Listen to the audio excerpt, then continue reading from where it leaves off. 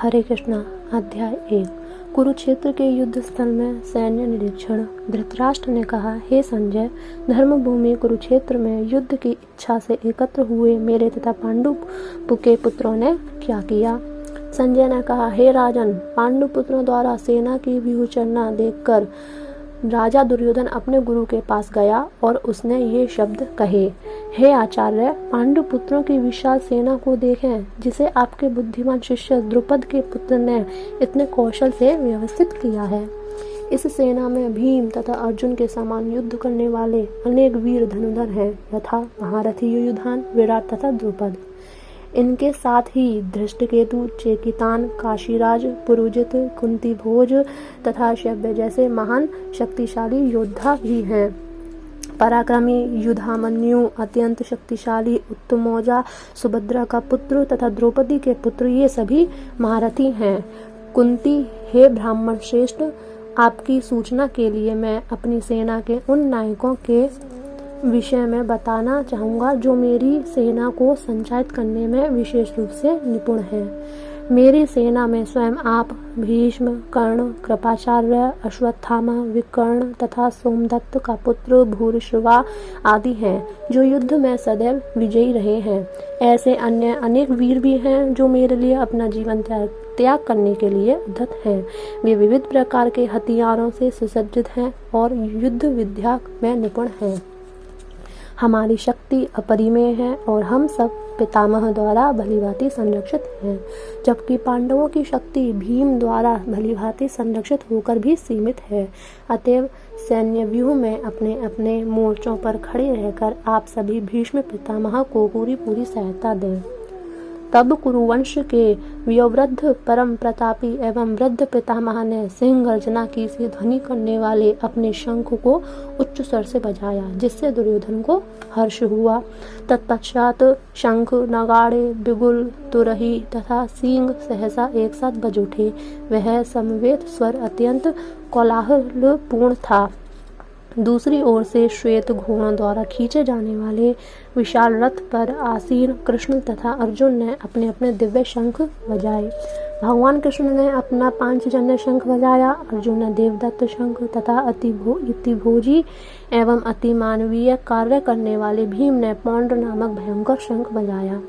हे राजन, कुंती पुत्र द्वारा युधिष्ठिर ने अपना अनंत विजय नामक शंख बजाया तथा नकुल और सहदेव ने सुघोष एवं मणिपुष्पक शंख बजाए।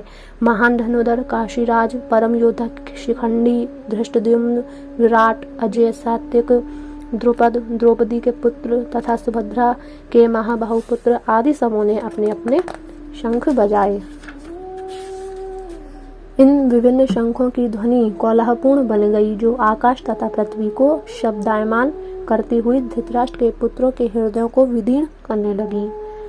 उस समय हनुमान से अंकित ध्वजा लगे रथ पर आसीन पांडुपुत्र अर्जुन अपना धनुष उठाकर तीर चलाने के लिए उद्यत हुआ।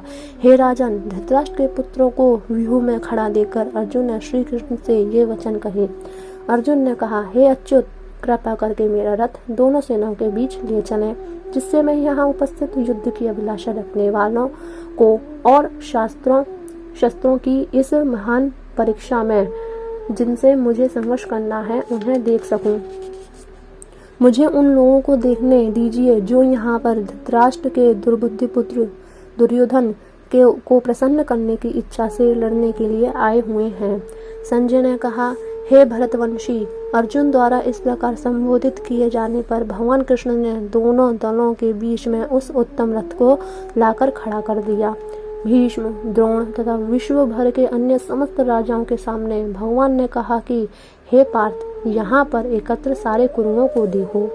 अर्जुन ने वहाँ पर दोनों पक्षों की सेनाओं के मध्य में अपने चाचा ताऊओं, पितामहों, गुरुओं, मामाओं, भाइयों, पौत्रों, मित्रों, ससुरों, शुभचिंतकों को भी देखा।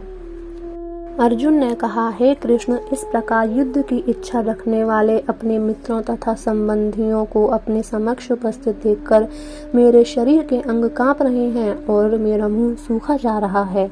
मेरा सारा शरीर कांप रहा है, मेरे रोंगटे खड़े हो रहे हैं, मेरा गांडीव धनुष मेरे हाथ से सरक रहा है और मेरी त्वचा जल रही है। मैं यहाँ अब और अधिक खड़ा रहने में असमर्थ हूँ। मैं अपने को भूल रहा हूँ और मेरा सिर चकरा रहा है। हे कृष्ण, मुझे तो केवल अमंगल के कारण दिख रहे हैं।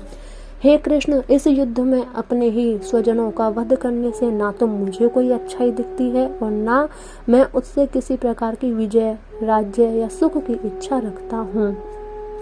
हे गोविंद, हमें राज्य, सुख तथा अथवा इस जीवन से क्या लाभ, क्योंकि जिन सारे लोगों के लिए हम उन्हें चाहते हैं वे ही इस युद्ध भूमि में खड़े हैं।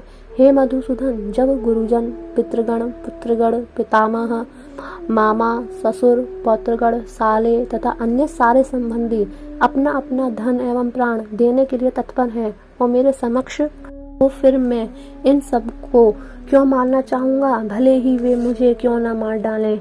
हे जीवों के पालक, मैं इन सबों से लड़ने को तैयार नहीं, भले ही बदले में मुझे तीनों लोग क्यों न मिलते हों।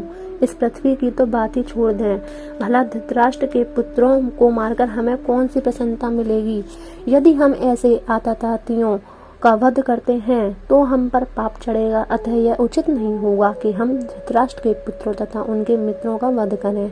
हे लक्ष्मीपति कृष्ण, इससे हमें क्या लाभ होगा और अपने ही कुटुंबियों को मारकर हम किस प्रकार सुखी हो सकते हैं।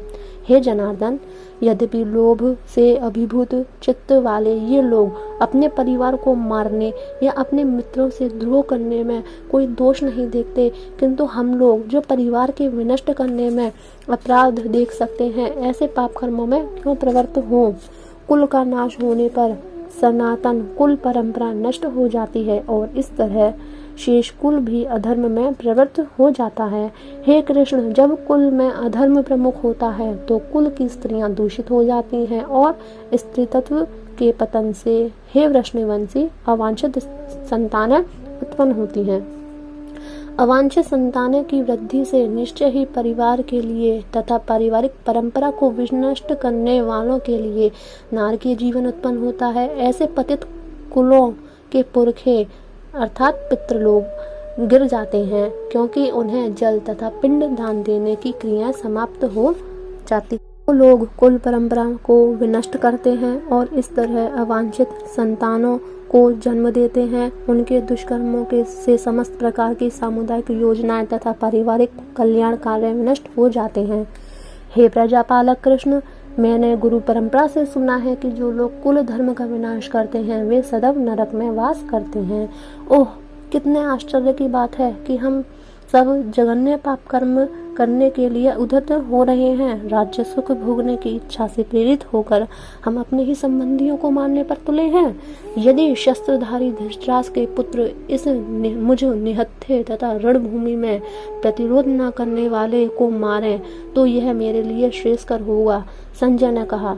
युद्ध भूमि में इस प्रकार कहकर अर्जुन ने अपना धनुष तथा बाण एक ओर रख दिया और शोक संतप्त चित्त से रथ के आसन पर बैठ गया। हरे कृष्णा।